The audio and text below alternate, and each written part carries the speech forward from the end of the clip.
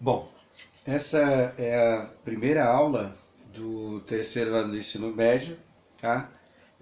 Eu resolvi continuar o cronograma que eu havia pensado no começo do ano, continuar o planejamento, porque tem as aulas, né? E o que eu percebi são aulas de reforço, né? E não tem nenhum material que eles estão embasando aquele conteúdo lá. E a aula que teve a gente já tinha estudado, pelo menos quem estava, né, afim e tal, pegou as atividades para fazer. A parte de raiz quadrada a gente já tinha feito, né, em fevereiro.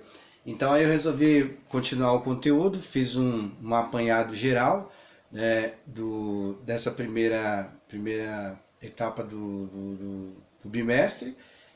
Estamos no primeiro bimestre ainda, mesmo com esse problema de pandemia e tudo mais. E aí eu, nessa primeira aula, improvisei um projetor aqui em casa, né? Para poder fazer. E aí ter a lousa também para eu poder fazer os exercícios e tal. E aí a gente vai tentando fazer assim, vai tentando debater e tal, aí vocês vão colocando alguma sugestão, alguma coisa, tá? Aí só toma cuidado para não assistir a aula errada, tudo bem? Bom, então vamos lá. Aqui é bom sempre acompanhar, eu estou colocando a série e a aula, tá? Para vocês não ficarem perdidos aí na hora de estudar da série errada.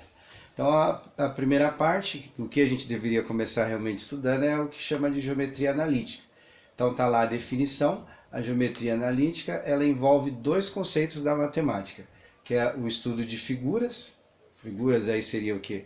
Círculo, triângulos e etc, quadrado, e os processos geométricos, ou seja, ela usa a geometria, no caso a geometria plana, e a álgebra. E com a ideia dessas duas junções é estabelecer o quê? Estabelecer fórmulas, né, padrões matemáticos, que é a definição de matemática é ciência que estuda os padrões. Então aqui a gente vai juntar dois conceitos da matemática básica, né? E aí o que eu vou fazer? Nesse primeiro instante, como precisa do estudo da geometria plana, então a gente vai dar um apanhado geral em todas as propriedades, né, de triângulo, círculo e tal. Eu sei que o ano passado a gente deu uma estudada, mas acaba esquecendo algumas coisas, né? Então a gente vai tentando fazer assim, tá? Então a geometria analítica vai estudar dois temas da matemática, a parte de área, perímetro, esse tipo de coisa de figuras e processos geométricos. Eu separei três temas, todos os temas caem no Enem, para a gente poder fazer um apanhado geral, é só um apanhado geral, depois a gente faz o aprofundamento. Então é só os conceitos básicos da geometria analítica, tá? Bom, primeiro tema tem lá na apostila de vocês, o São Paulo Faz Escola, ele começa com esse tema de distância entre dois pontos. Então você marca dois pontos dentro de um plano, esse plano pode ser triangular, quadrado, circular, assim vai, e aí a ideia é que você calcule a distância entre esses dois. Aí tá lá a definição, se vocês quiserem copiar também, eu acho até interessante, copia como se fosse matéria mesmo, vai fazendo no caderno e depois a gente vai vendo aí o que dá depois quando as coisas normalizarem. Então eu coloquei lá três temas da geometria, porque acaba esquecendo, né? Então a reta, tá lá o desenho, as setas indicam que ela é infinita tanto para a esquerda quanto para a direita, né? Então esse é o conceito de reta, ele tem que ser infinito para os dois lados, tá? A semi-reta, como o próprio nome diz, é metade da reta, então ali ela é infinita só para um lado, ou para a esquerda ou para a direita. E o que é o que falou lá, o segmento é só um pedaço, um trecho da reta, né? Então vai pegar esse pedaço, e lógico que esse pedaço, se é um segmento, ele tem um começo e tem um fim, né? Então aí pegando esses dois pedaços a gente consegue identificar, mas na verdade o que vai calcular é a distância de um segmento de reta, né? Isso aí que tem que entender. Então é um pedaço que tem um começo e que tem um fim, certo? Bom, aqui está um exemplo só para ver, né? Representado no plano cartesiano.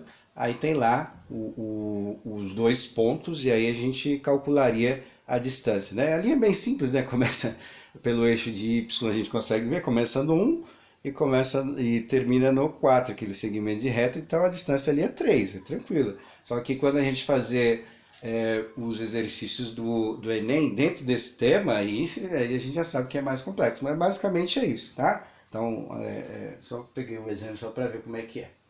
Aí tem o próximo tema, depois de aprender as distâncias, a equação da reta. Tem dois tipos, né, de equação, mas o que é usado é a equação reduzida da reta, tá? Aí tá lá a definição, mas basicamente o que é? Você tem o gráfico, esse gráfico é um gráfico linear, a função do primeiro grau, depois a gente vai dar uma voltada nesses temas.